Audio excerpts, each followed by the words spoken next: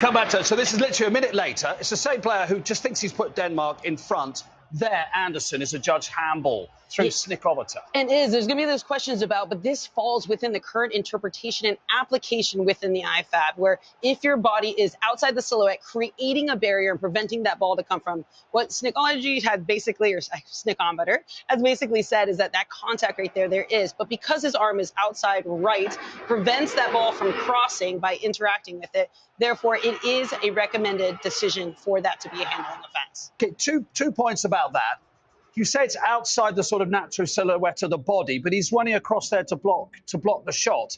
He is sprinting. He's in a runner's motion. To some extent, is he not? To some extent, he is. And so where we're going to talk about is it justifiable within the context of this play? He's moving, his right arm is up, but as soon as the ball is struck, he starts to rotate and turn his body. If you take a look, his left hand is tight to within his body, what we say within the silhouette, but the right arm is still extended out. So take a look at the right arm.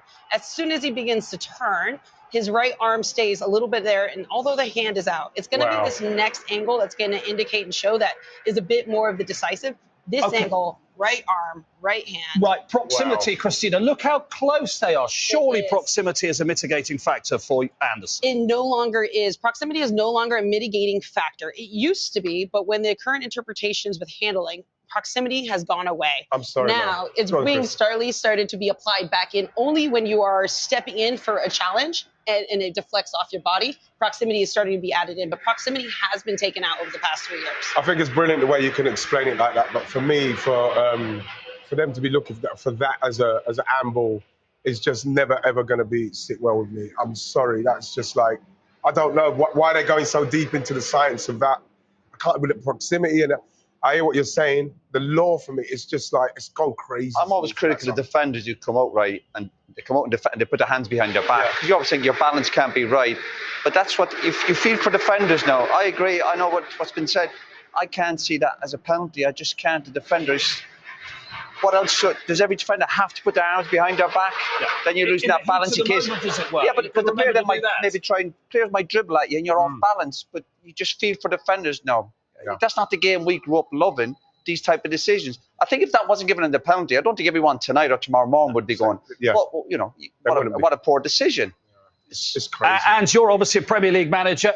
And it's slightly awkward because we've got English referees and English VARs and Michael Oliver making this decision. What's your reaction to that being a penalty? Well, that's the issue. Michael Oliver is not making this decision. Exactly. And that's been my issue all along. He went to the screen, but he could have said no penalty. But he saw the action. He deemed that it wasn't necessary to be a penalty. That's my problem.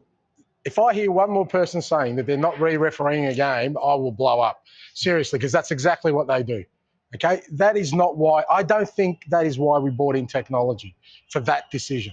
That decision to me is quite an easy one. You know, like Roy said, if that wasn't paid, we wouldn't be talking about it tomorrow. And this is not on Michael Oliver. We're not criticising a referee here. We're criticising the technology, which is what I criticise consistently. I fully back the referee in this.